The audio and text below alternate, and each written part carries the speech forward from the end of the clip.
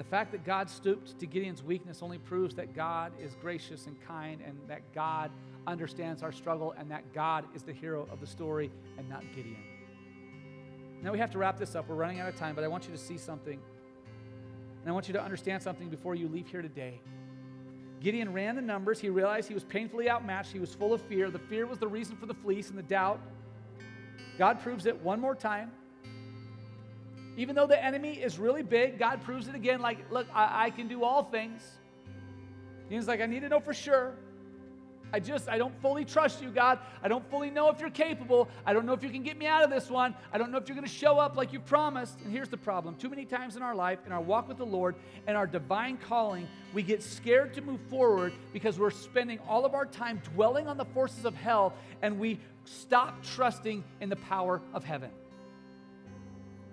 Because somebody said somewhere, I'm going to unleash hell, and we get all scared because hell is intimidating. And we forget who the great I am is. We forget who the one is that says, go, I'm going to be with you, O mighty man of valor. We forget the one who has promised that when we face the enemy and when we push back against the enemy, he has to flee. Opposition is too big, it's too strong, it's too scary, too whatever. There's a dark and gray cloud that's hanging over the atmosphere of my life. The enemy is poised to attack. It's scary, it's dangerous. But what you don't realize is that you have a hero who's walking in the sun, and he's walking up the road, and he's walking up on top of the hill, and he spreads his arms, and he says, go ahead and nail me to this cross.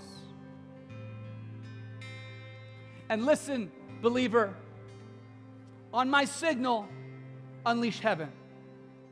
Because when heaven is unleashed, there is no power in hell that can stand against it. I know some of you are facing some things today.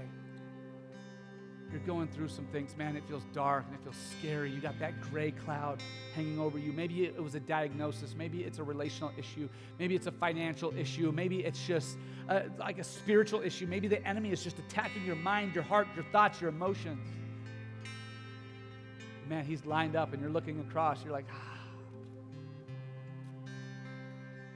I don't know if I'm going to survive this one.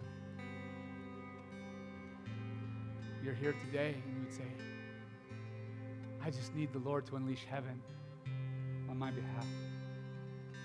It's too hard. I feel alone. I feel like I'm going to fail if I try to do this on my own. I'm too weak. I'm too small. My family's too small. I don't have enough power, wealth, influence. I just need the Lord to unleash heaven.